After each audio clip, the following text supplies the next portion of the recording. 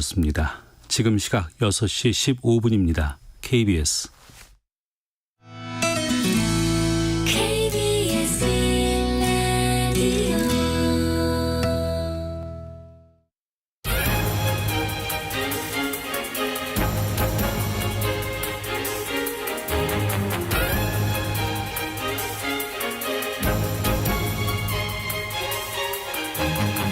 오늘 아침 일라디오. 안녕하십니까. 오늘 아침 일라디오 아나운서 오승원입니다. 봄 날씨가요, 시작부터 참 변덕스럽습니다. 하루새 봄에서 겨울로 널뛰게 하더니 오늘도 전국 대부분 지역이 영하권을 넘나드는 추위가 찾아들었습니다. 환절기 건강관리 잘하시기 바랍니다. 설 연휴 때 피로도 아직 남아있죠. 연휴가 끼어 있어서 이번 한 주가 금방인 것 같은데요. 반대로 명절 때 피로 때문에 내내 주말 기다리시는 분들도 꽤 있는 것 같습니다. 이 피로가 남아있는 경우는 몸이 무거워져서 더 그럴 수도 있습니다. 명절 때 찐 급진살, 한마디로 급하게 찐 살이죠. 이게 한 움큼씩 잡히는 분들 손 들어보시죠. 전 이미 손을 들었습니다. 네, 많습니다. 많아 보여요. 그러니까 평소보다 몸이 무거울 수밖에 없는데요. 이 급진살도요, 여기서부터 중요합니다. 골든타임이 있다고 합니다. 이 갑자기 찐 살은 지방이 늘어난 게 아니라 몸속 다당류인 글리코겐이 일시적으로 늘어났을 가능성이 높다고 하는데요. 이게 지방으로 전환되지 않게 하려면 2주 안에 빼라. 네, 2주. 이게 전문가들의 조언이라고 합니다. 이번 주말에는 급진살 빼면서 피로도 풀 수 있는 건강계획 세워보시는 거 어떨까요?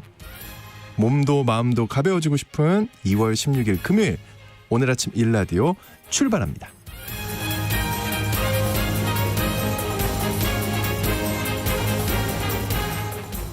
저요 하는 분이 있어요. 네, 이름은 얘기하지 않겠습니다. 우리 친구님은 오늘은 다시 패딩을 입고 출근해야겠다고. 괜찮습니다. 네, 좋은 생각인 것 같아요. 자, 오늘 아침 일라디오 이 시간은 물론 KBS 일라디오의 모든 프로그램은 유튜브 KBS 일라디오 공식 채널이나 모바일 콩 어플리케이션을 통해 실시간으로 함께 하실 수 있습니다. KBS 일라디오 채널 구독과 좋아요, 댓글 많이 부탁드립니다.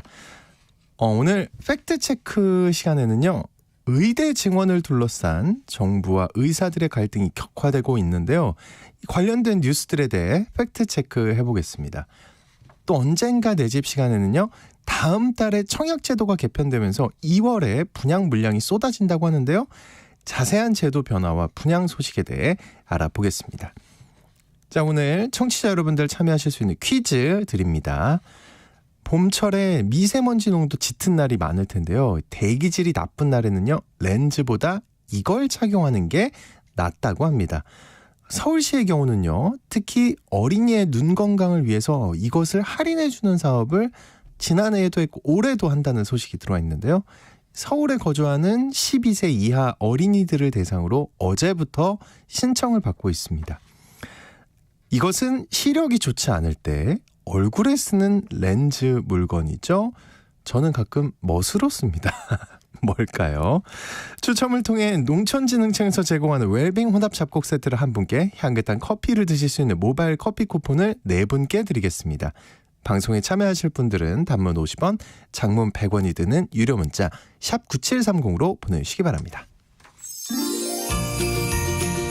유익한 정보와 살아있는 이야기가 있습니다. KBS 오늘 아침 일라디오.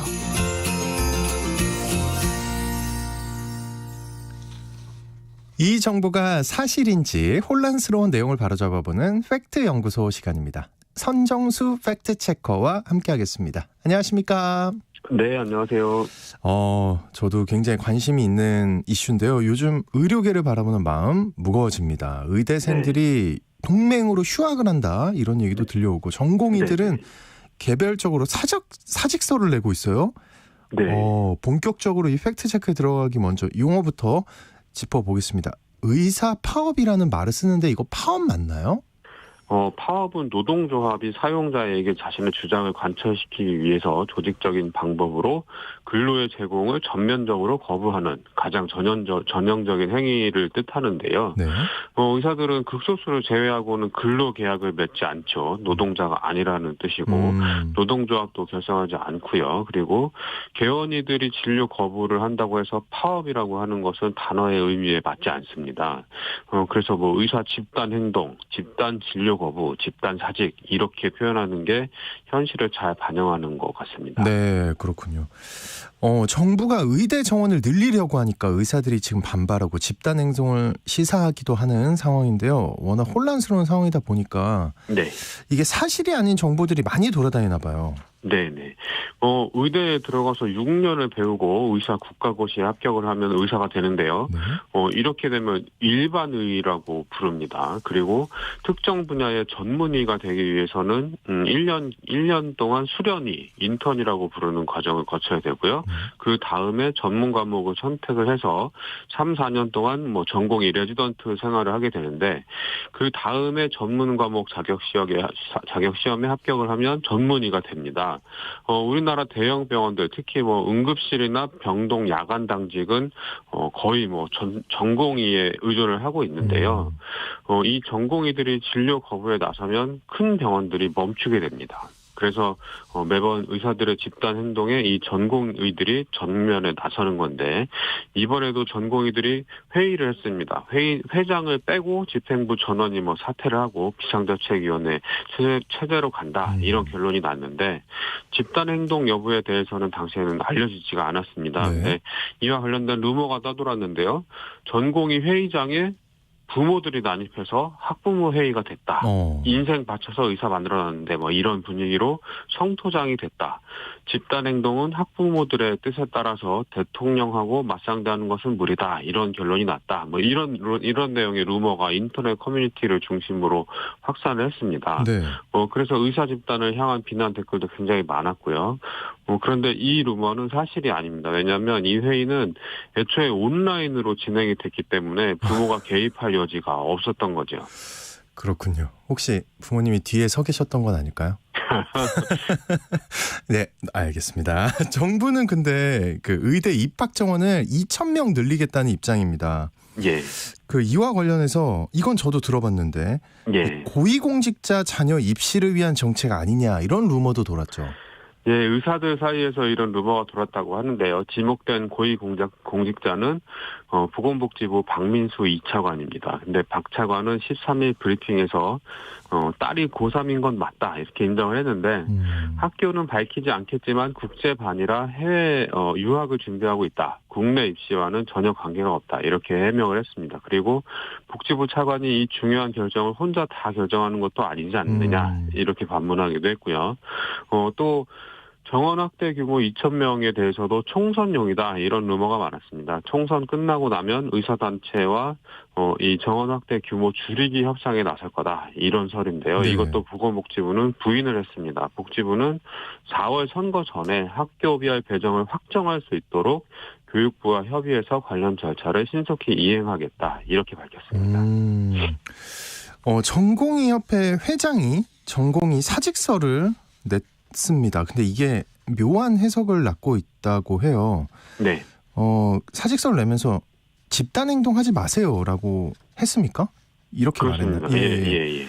근데 네, 이게 부추기는 거 아니냐 집단 행동을 외려 이런 해석이 있다고요. 이게 정부가 워낙 강하게 통제를 하고 있는 상황이라서 집단 행동하면 다 형사처벌하겠다 이런 식으로 나오고 있으니까 전공의들이 빠져나갈 방법을 찾고 있는 거 아니냐 이런 해석인데요. 박단 대한전공의 협의회 회장은 15일 페이스북을 통해서 전공의 사직서를 제출하겠다고 밝혔습니다. 이 글의 내용은 병원에서 근무했던 지난 3년 동안이 가장 우울하고 불행했다. 죽음을 마주하며 쌓여가는 우울감, 의료 소송에 대한 두려움, 주 80시간의 과도한 근무와 최저 시급 수준의 낮은 임금 등을 더 이상 감내하지 못하겠다. 이런 내용인데요. 법에 정해진 대로 인수인계를 위해서 한 달 동안 병원에서 근무하고 3월 20일 떠난다. 이런 내용을 써놨습니다. 그리고 특히 이런 말이 있습니다. 언제나 동료 선생님들의 자유의사를 응원하겠습니다. 부디 집단 행동은 절대 하지 말아주세요. 우리 모두의 무언을 빕니다. 이런 말이 눈길을 끌었는데요. 이를 두고 일각에서는 개별적으로 사직서를 내라고 지령을 내린 것이라는 해석이 나왔습니다. 이게 아까 말씀드린 대로 정부가 워낙 강경한 입장을 밝히고 있기 때문인데요. 전국 40개 의대 총학생회들이 만장일치로 1년간 휴학하기로 결의했다. 이런 소식이 전해지고요. 그리고 이른바 빅5라고 불리는 대형 병원 전공의들도 오는 20일부터 근무를 중단하고 병원을 나오기로 했다. 이런 소식이 전해졌습니다. 이 전공의들이 모두 사직서를 내고 병원에 안 나온다. 그렇게 되면 어떤 일이 벌어지나요?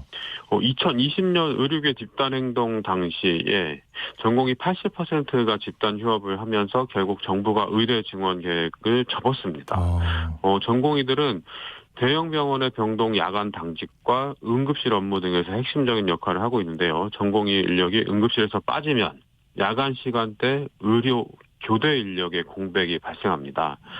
각 병원 응급의학과 전문의가 야간 당직 등을 대체한다고 하더라도 24시간씩 매일 상주하기가 어렵기 때문인데요. 네. 파업이 장기화되면 일부 병원에서는 이 전임의들과 교수들까지 연쇄 이탈을 할 수가 있습니다. 전공의들을 대신해서 응급실 당직에 누군가 이렇게 투입이 돼야 되는데 장기간 파업 시에 대기 환자의 진료와 수술을 끝내고 병원을 다시 정상화하는 데까지도 상당한 시일이 걸릴 것으로 예상이 됩니다. 그래서 정부는 전공의의 이탈을 막기 위해서 집단행동 및 집단행동 교사 금지 명령, 집단사직서 수리 금지 명령 이런 명령들을 내렸는데요. 의료법에는 보건복지부 장관 또는 시도지사는 보건의료 정책을 위해 필요하거나 국민보건에 중대한 위해가 발생하거나 발생할 우려가 있으면 의료기관이나 의료인에게 필요한 지도와 명령을 할 수 있다. 이렇게 규정이 되어 있습니다. 네. 복지부는 집단행동에 대해서 면허정지 처분, 의사 면허정지 처분이죠. 또는 형법상 업무 방해죄로 고발 조치하겠다. 이렇게 엄포를 놓고 있는 상황입니다. 그래서 전공의들이 집단 행동에 섣불리 나서지 않고 개별적으로 사직서를 내는 전술을 사용하는 거다. 이렇게 볼 수도 있겠습니다. 네. 의대 정원을 늘리는 게 이제 이번 갈등의 핵심이잖아요. 네. 정부는 늘리겠다고 하고 의사들은 반대하고 있고 양측의 주장은 뭔가요? 지금 의료계에서 가장 문제가 되는 건 필수 의료 인력 부족인데요. 의사들은 돈은 안 되고 노동 강도는 높은 필수 의료 분야에 잘 안 가려고 합니다. 네. 그래서 대형 병원의 내외산소라고 부르는 내과, 외과, 산부인과, 소아과인데요. 이 과목들의 의사가 없습니다. 네. 전공의 인기 과목도 힘들고 위험한 수술을 하는 필수 분야는 지원자가 점점 줄어들고 있습니다. 업무 부담이 적고 편한 정재영, 정신건강의학과, 사람 이름인 줄 알았어요. 영상의학과 이걸 줄여서 정재영이라고 부른다고 하는데요. 이런 과목으로 학교 성적 상위권 학생들의 지원이 몰린다고 합니다. 현재 상황이 이렇다는 것에 대해서 정부와 의사들의 인식은 같은데요. 이게 또 해법으로 들어가면 의견이 엇갈립니다. 정부는 의사 정원을 늘려야지 필수 의료 분야로 인력이 공급된다. 이런 접근을 하고 있는 거고요. 네. 의사들은 필수 의료 분야에 가려고 하는 사람들이 늘어나도록 지원을 많이 해주는 게 먼저다. 이런 취지입니다. 의료 수가를 높인다든지 분쟁이 발생했을 때 비형사적 구제 방법을 활성화하자. 이런 방법을 동원하든지 이런 방법을 먼저 사용해야지 필수 의료 분야를 선택하는 의사가 늘어난다. 이런 취지인 거죠. 네. 지금 구조를 그대로 두고 의대 정원만 늘린다고 해서 필수 의료 분야로 의사가 늘어나지는 않는다. 이렇게 주장을 하는 겁니다. 저는 어느 한쪽 편을 들 수는 없지만 이해가 가는 부분이 많은데요. 이 돈이 안 되는데 힘들고 어려운 수술 많고 소송 걸리는 거 얘기를 많이 들었어요. 네네. 네, 혹시 잘못됐을 경우에. 그러니까 이런 이유들 때문에 필수 과목의 지원자가 줄어든다면 이 필수 과목에 근무하는 의사들의 처우를 좀 개선해야 되는 거 아닙니까? 그렇죠. 이게 먼저 또는 동시에 꼭 진행이 돼야 될 문제인데요. 네. 2022년 서울 아산병원 굉장히 큰 병원이죠, 우리나라에서. 네. 여기 이 병원 간호사가 병원에서 뇌출혈을 일으켜서 쓰러졌는데 수술할 의사가 없어서 숨진 사건이 있었습니다. 병원 간호사가 쓰러졌는데 수술할 의사가 예. 없었어요? 예, 병원 안에서요. 예. 당시 논란이 굉장히 많았었는데 아직도 뚜렷한 개선책이 나오지 않았습니다. 의사들은 정부의 전폭적인 지원과 제도 개선을 통해서 필수 의료 분야의 적정한 수가 개선과 진료 여건을 제공함으로써 향후 전공의들이 지원할 수 있도록 해야 한다. 국민의 생명을 지키는 필수 의료 분야 의사로서 자긍심을 가질 수 있는 사회적 분위기와 보상 체계가 필요하다. 이렇게 주장을 합니다. 그리고 의사협회에 따르면 우리나라의 의료 수가는 외국에 비해서 현저히 낮은 수준으로 뇌질환 관련 수술 비용은 일본에 비해서 20% 정도 수준이라고 하고요. 대동맥 박리 수술 비용의 경우 우리나라는 896만 원 정도인데 미국은 6,335만 원. 그러니까 미국의 우리나라 14.1% 정도밖에 안 되는 낮은 가격이라고 하고요. 환자 입장에서는 이 중요한 수술은 낮은 가격에 받을 수 있으니까 그러니까 지금 우리나라 의료 상황이 환자 입장에서는 너무 중요한 좋죠. 수술을 낮은 가격에 받을 수 있으니까 좋은 건데 이렇게 계속되면 의사들이 이 분야에 안 오려고 한다는 게 문제인 거죠. 그 마지막으로 정부는 100여 차례 만나서 충분히 이야기를 들었다고 하는데 의사들은 일방적 추진이다 이렇게 얘기를 하잖아요. 이거 누구 말이 맞나요? 보건복지부는 각계와 130회 넘는 협의를 진행했고 정부와 의사협회로 구성된 협의체에서는 28차례 논의를 했다고 주장을 합니다. 의사단체가 제시한 수가 인상, 의료사고 부담 완화, 근무 여건 개선 이런 것들은 필수 의료 대책에 담아서 발표를 했다고 주장을 하고요. 정부는 공문으로 의사단체에 의대 정원 규모를 제시할 거를 요구했지만 의사들이 답변하지 않았고 의사는 부족하지 않다는 주장만 반복했다 이렇게 주장을 하는데요. 의사단체와 합의하지 않았다고 일방적 추진이라고 비판하는 건 납득할 수 없다. 이게 이제 정부의 입장이고요.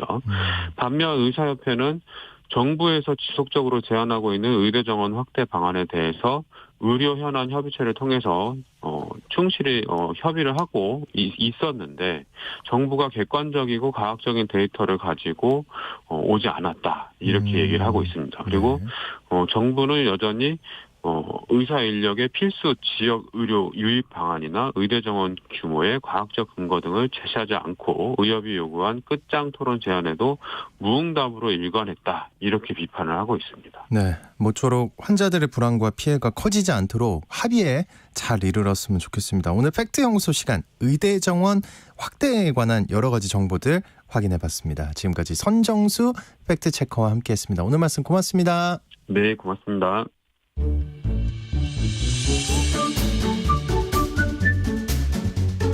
아침을 여는 기분 좋은 습관 KBS 오늘 아침 1라디오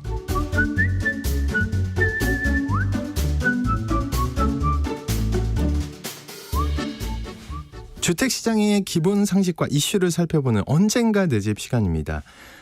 2월은 통상 주택시장이 비수기인데요. 이달에는 전국에서 2만여 가구가 분양에 나선다고 합니다.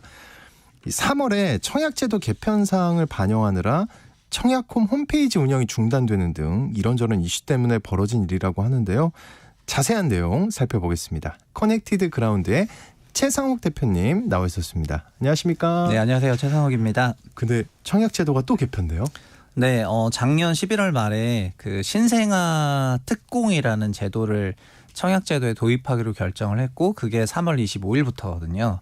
그래서 3월 4일부터 3월 22일까지 한 18일 정도를 홈페이지 문을 닫아서 이제 입주자 모집 공고를 받지 않고 그래서 그 전 분양과 그 후 분양이 조금 달라지게 되는데요. 가장 큰 특징이 신생아 도입하는 거랑 다자녀 기준도 조금 완화해서 3명에서 2명으로 낮추고 그리고 청약 가점제에서 배우자의 청약 통장 점수를 좀 합산시킨다거나 아니면 배우자의 주택 구입 이력을 또 삭제한다거나 등등 좀 큰 개혁이 있어요 이번에. 네, 얘기 들어보니까 그러네요. 네. 근데 그 청약 홈페이지가 청약제도 개편. 네, 지금 제가 잘 연결이 안 되는데 왜 그 개편하면 홈페이지가 중단되나요? 그게 네. 저도 이해가 잘 안 되는데 그러니까 바꿔서 짱 올리면 되는데 그러니까요. 보통은 한 5일 정도 닫아왔었거든요. 근데 과거에 윤 정부 들어서 청약제도가 종전에도 한번 바뀌었었는데요. 22년도에 청년 특공이라는 게 신설이 됐어요. 그 청년층이 그러니까 청약제도 보시면 아시겠지만 대부분 다 혼인을 전제로 네. 청약을 받아가니까 미혼 가구들이 거의 못 받거든요. 그래서 청년 특공을 신설을 했는데 그때 5일 문 닫았었는데 이번에 신생아 특공 신설해가지고 저도 한 일주일 정도 닫나 싶었는데 거의 보름 넘는 기간을 닫으니까 상당히 긴 기간 문을 닫게 되는 거고요. 이 말씀 드리는 이유가 그러다 보니까 올해는 약 26만 호 정도 주택 공급을 할 예정인데 4월 총선까지 생각하면은 3월 4일부터 4월 10일까지는 거의 붕 떠 있다고 봐야 되거든요. 그 주택 공급하는 주체 입장에서는 청약에 대한 관심이 그 기간엔 없을 수밖에 없거나 청약하기가 좀 어렵다 보니까 봄 청약 한 달이 비어가지고 이제 2월에 막 몰아서 할 수밖에 없게 돼서 네. 지금 아까 시작하면서 말씀하셨지만 2월 청약 예상 물량이 2만이 아니고 이제 3만 넘어버렸어요. 오, 그래요. 네, 그래서 작년비 4배 늘어나가지고 원래 겨울 청약은 잘 안 하거든요. 그래서 지금 2월 달 청약이 3만 호가 넘었고 그래서 그 주택 공급하는 주체들에게도 약간의 좀 어려움을 주고 있죠. 그러니까 달라진 청약 제도상에서는 청약 제도가 달라지면 수요 예측도 좀 달라져야 되니까 그러니까 빨리 하는 게 낫나 뒤에 하는 게 낫나 이런 고민을 해야지 되다 보니까 그래서 일단은 바뀌기 전에 하는 게 구간이면 영광이다 이런 생각으로 2월에만 몰아서 청약하게 되면 그 분양하게 되면서 2월 공급 물량이 폭증했습니다. 그 공급 물량 폭증인데 지금 분양 전쟁으로 이어지고 있는 상황인 거예요? 네, 근데 안타깝게도 작년 12월부터 주택 경기가 다시 위축세로 전환이 됐고 작년 12월 한 달 동안에 약 4,500호의 미분양이 또 증가를 했거든요. 원래 미분양은 22년에 큰 폭으로 늘다가 23년에 특례보금자리론이라거나 50년 만기 주담대 그리고 청약과 관련한 작년에 13 대책 이게 분양권 전매 허용하고 이러면서 청약 시장이 조금 살아나서 어느 정도 청약은 조금 되면서 미분양이 줄어왔었어요. 그런데 작년 12월에 한 달 만에 다시 큰 폭으로 늘었는데 사실은 작년 12월부터 올해 제도가 바뀔 게 작년 11월 30일에 대책을 발표하다 보니까 사업주들이 그럼 빨리 해야 되겠다. 제도 개선 전에 이러면서 12월부터 분양 물량을 늘렸고 그래서 12월 늘고 1월 늘고 2월은 정말 큰 폭으로 늘 거기 때문에 아마도 미분양 통계가 다시 또 큰 폭으로 증가하지 않을까 하는 그런 우려가 있거든요. 그래서 실제로 1월 분양에서는 뭐 부산이나 광주 같은 그런 광역시의 메이저 분양들도 미분양이 한참 났고 이러는 거 보면은 지금 현재 뭐 얼마 전에는 그 서울 서초구에 있는 아파트 단지가 400대 1 분양 경쟁률도 나오고 되게 인기가 있었지만 그거는 분양가 상한제 주택이니까 그랬던 것 같고요. 일반적인 경우에는 미분양이 크게 늘어나는 그런 청약 전쟁 상황입니다. 그러니까 얘기 들어보니까 되게 뭐랄까요, 공급자 입장에선 답답할 것 같아요. 왜냐하면 경기가 안 좋아서 사실은 별로 이렇게 공급하고 싶은 마음이 강하진 않았는데 정책이 바뀔까봐 지금 분양을 늘리는 거예요. 네, 맞아요. 사실은 그래서 작년에도 연초에는 26만 호 이상 거의 28만 호 정도 분양을 생각하고 있었는데 23년 마감은 20만 호로 마감이 됐거든요. 네. 그래서 8만 호 정도가 공급 시기를 못 잡고 붕 떠 있습니다. 그런데 여기에 그 신생아 특공을 이제 도입을 하다 보니까 뭐가 빠졌냐면은 생애 최초하고 신혼부부 비중이 줄어들었거든요. 사실 생애 최초랑 신혼부부는 중복되는 부분이 많았다는 게 전문가들 진단이었습니다. 그러니까 신혼부부는 아시겠지만 혼인 7년 차 이내이고 생애 최초는 혼인 가구인데 그 무주택이어야 되다 보니까 중복되시는 분들이 많아요. 예. 네, 그리고 사실은 다자녀 특공이랑도 신혼부부가 좀 애매한데 신혼부부도 결혼만 해서 되는 게 아니라 막상 그 안에서의 가점제는 자녀 수로 카운팅을 하거든요. 그럼 결국 지금 이번에 다자녀 특공으로 3명이 2명 됐으면은 신혼부부도 2명 자녀를 갖고 있으면은 점수가 높게 배정되다 보니까 신혼부부 특공이랑 다자녀 특공이 이제 또 겹치게 되어 있는 것 같고요. 근데 여기에다가 신생아 특공을 넣었으니까 그러면 신혼이면서 신생아일 수도 있잖아요. 7년 차에서 그쵸. 3, 4년 차에 자녀를 낳아가지고 그래서 사실 다 어느 정도 이제 MEC하게 딱 잘라진 게 아니라 다 겹쳐 있거든요. 그러다 보니까 이게 수요가 중복 수요가 있을 수가 있다는 생각을 그 사업주들이 할 수밖에 없어가지고 그래서 3월 25일 이후에 주택 청약을 했는데 이제 특공이랑 일반 공급에서 과연 과거만큼 높은 수요가 나올지에 대해서 자신이 없는 거가 되는 거죠. 그래서 작년부터 물량을 조금 이연했던 쪽에서 좀 상황 보면서 1년 정도면 상황이 좋아질 거라고 생각해가지고 12월까지는 좀 놔뒀다가 도저히 그런 상황이 아닐 것 같으니까 어쩔 수 없이 지금 분양을 내고 있는 상황이고요. 그러다 보니까 미분양이 좀 크게 늘고 있는데 저는 올해도 그래서 26만 호를 공급할 예정입니다. 작년보다 30% 늘어나요. 근데 평소에는 저희가 한 30만 호 이상 분양했기 때문에 한 15% 이상 감소하고 있는 추세인데 근데 올해는 그래서 미분양이 작년과는 조금 다르게 큰 폭으로 증가할 것으로 예측하고 있습니다. 그래요. 근데 그게 일단 궁금하네요. 청약 물량이 어디서 얼마나 나오는 거예요? 네, 올해 작년이 20만이고 올해가 26만 예정이고 그리고 2월만 하더라도 작년은 7,000세대, 8,000세대 월에 10,000세대가 안 됐는데 이번 달은 2월이 3만 세대가 넘어가니까 지금 분양 물량은 뭐 서울, 경기, 지방 가릴 것 없이 전국적으로 2월 분양은 크게 증가하고 있다 생각하시면은 될 것 같고 그리고 아마도 입주자 모집 공고 기준이니까 3월 3일까지 받는다 치면은 3월 4일부터 3월 18일, 20일까지 못 받잖아요. 네. 그러니까는 곧 3월 달까지는 전국적으로 분양이 많다 보시면 될 것 같고요. 네, 전국적으로. 네네.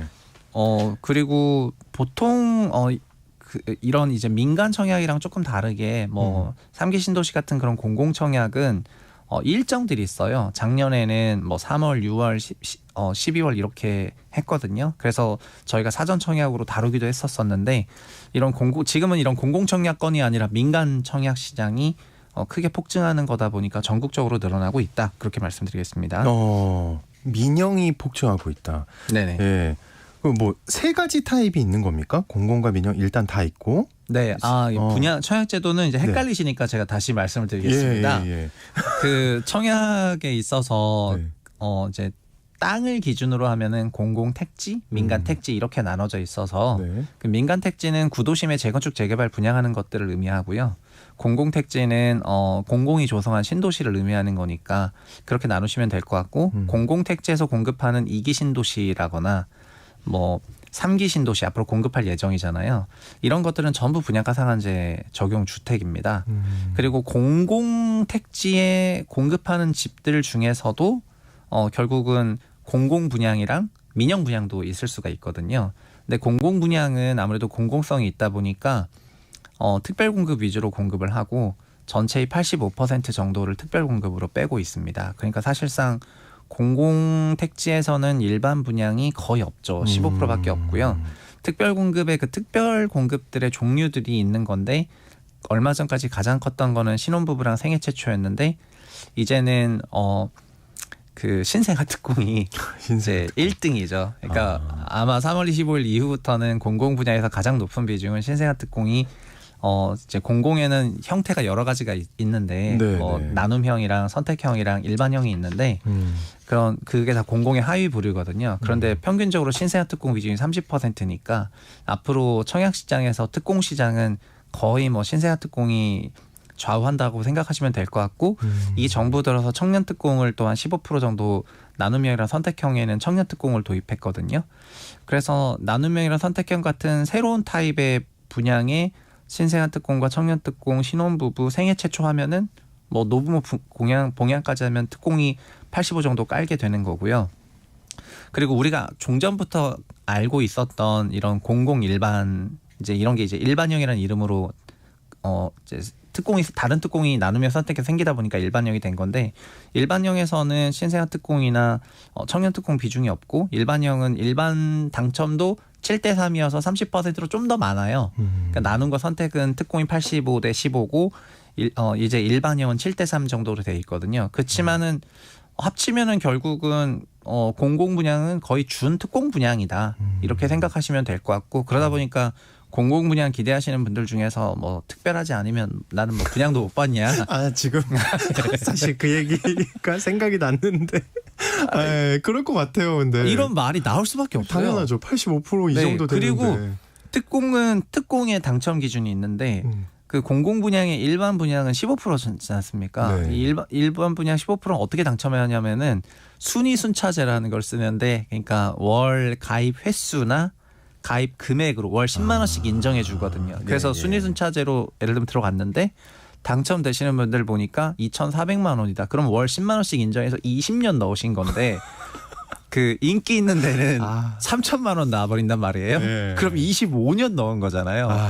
그러면은 집 가져가셔야죠, 그런 분들. 네, 그러니까 그런 금액대가 나와버리는 이제 공공 분양 나와버리면은 이제 소위 그 갓 결혼하거나 아니면 자녀가 필요하거나 이런 소위 39세 이하들을 봤을 때는 이제 헉소리 나는 거고, 그래서 이분들은 이제 특별 공급으로 가는 거고, 반대로 일반 공급이 너무 작아지다 보니까 25년 30년 넣으신 분들도 볼멘 소리가 나와요. 우리 이렇게 청약통장을 이렇게 청약저축 이렇게 많이 가입을 했는데 전부 특공으로 빼버리니까 나한테 언제 오냐. 그래서 청약제도는 항상 그 아랫돌 빼서 윗돌 괴는 형식의 그 조삼모사 배분이 많았었는데 특징이라면은 좀 시대상을 반영해서 그 시대가 요구하는 거를 반영해 왔는데 신생아 다자녀 특공 만든 것도 MB 정부 때 만들었었어요. 그래서 2010년에 MB 정부 때 출산율이 한때 훅 내려갔던 적이 있었는데 출산율이 왜 이렇게 내려가냐 그러면서 주택 부양의 그 목적이기도 했지만 3인 이상 다자녀를 갖고 있으면은 특공으로 이제 배분하도록 하겠다. 그래서 3인 이상 다자녀 수가 너무 적다 보니까 전체 모든 특공 중에서 다자녀 특공이 경쟁률이 가장 낮은 편에 속하거든요. 그래서 이번에 다자녀도 2명으로 낮춰주는 그런 추가적인 개선도 있는데 그런 걸 보면은 특공은 늘 시대상을 반영해 왔고 지금은 안타깝지만 어쨌든 신생아 중심이다. 그리고 공공 분양이 아니라 사업주가 민간인 민영주택이 있거든요. 이 민영주택들은 지금 오아나운서님도 잘 아시는 청약 가점제를 통해서 당첨되는 일반형이 있고, 이 민영주택에도 특공이 있어요.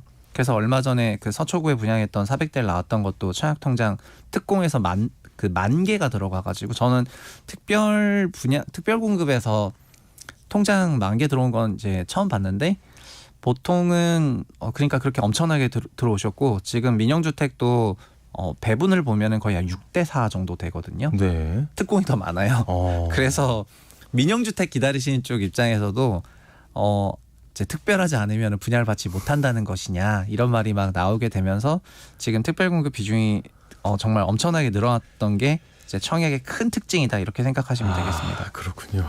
특공 얘기 듣다 보니까 나는 어디에 속하는지 아마 여러분들이 듣는 청취자 여러분들이 네. 아마 찾아보셔야 될 것 같은 생각. 39세 이하시고 싱글이시면 청년 특공이시거나 네. 아니면은 과거에 생애 최초 특별 공급은 혼인만을 전제로 했는데 이것도 22년에 바꿔주면서 나누면과 선택형에 공급하는 생애 최초 중에서 일부 비중을 싱글 가구가 청약이 가능하도록 바꿔줬거든요. 그래서 나홀로 가구에 대한 그런 배려를 어느 정도 했는데 청약제도 전체로 보면은, 그리고 우리나라 가구의 분포를 보면 1인 가구, 2인 가구가 가장 많잖아요. 네. 그리고 근데 청약제도 전체를 보면은 이제 혼인 가구를 거의 전제로 이제 청약이 설계가 되어 있고, 현재 청약 가점제 84점이라는 것도 사실은 7명이 무주택을 15년 이상 무주택 기간을 이제 유지하면서, 그리고 청약통장 가입도 17년 이상 했고, 이러면은 만점이니까 그 7명도 어떻게 나오냐면은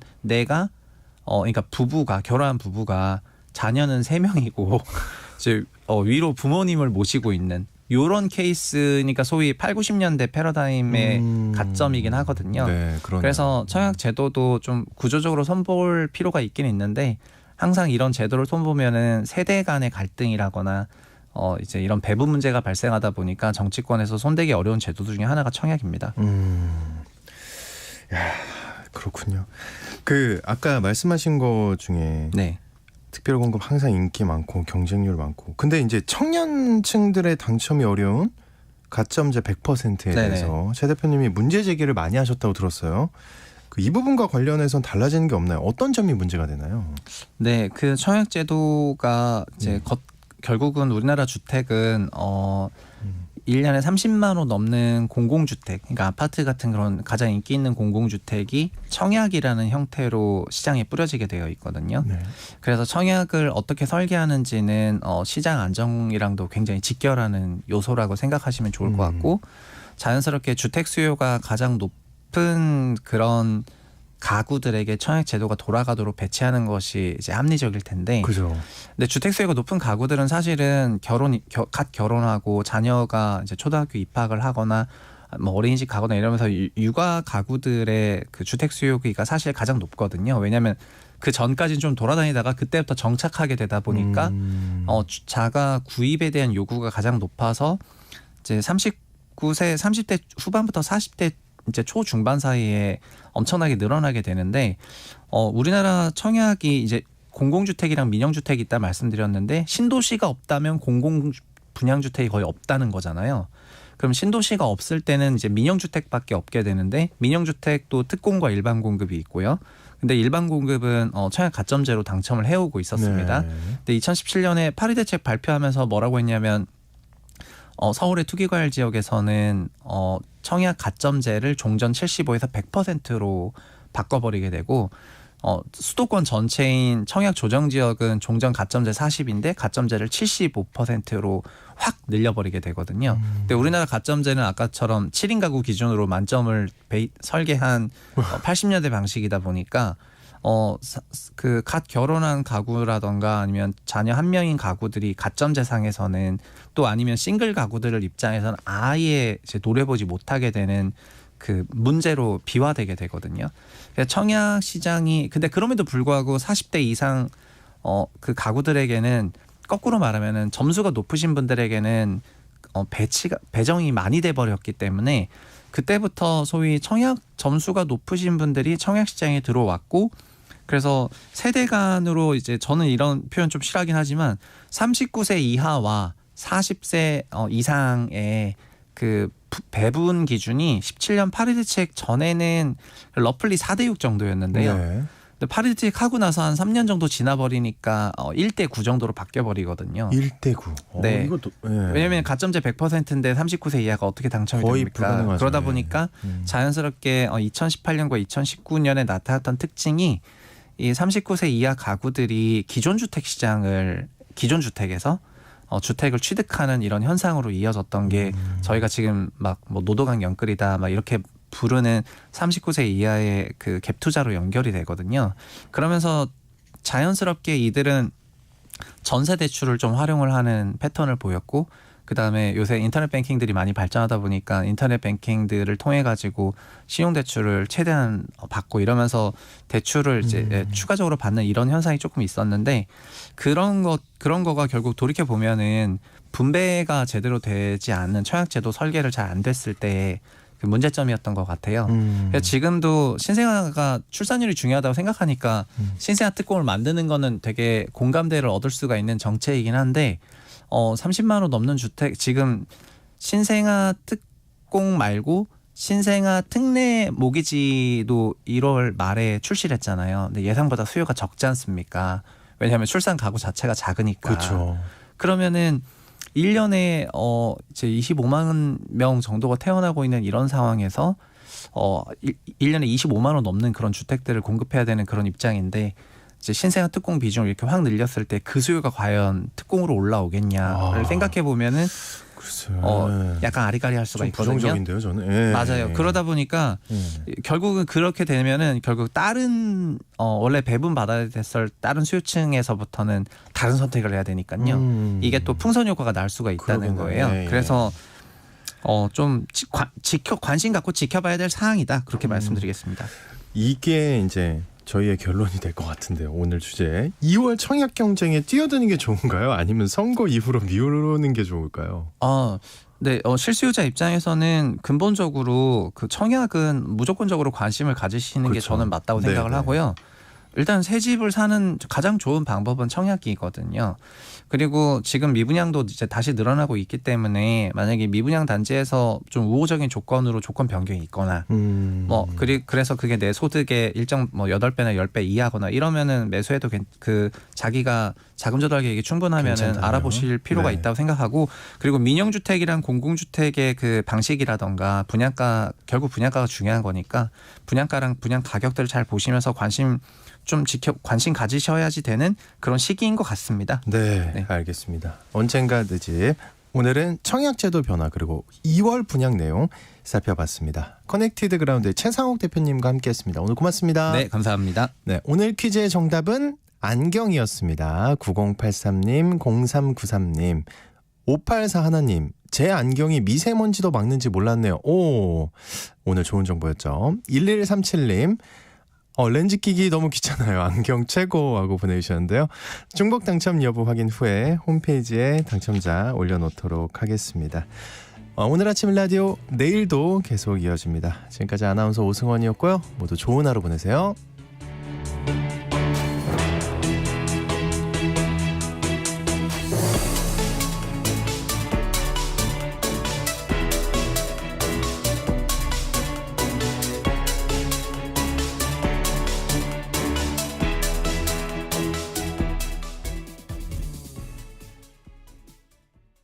여보, 올해 공익직불금 신청이 2월 1일부터 4월 30일까지래요. 2월 1일부터 2월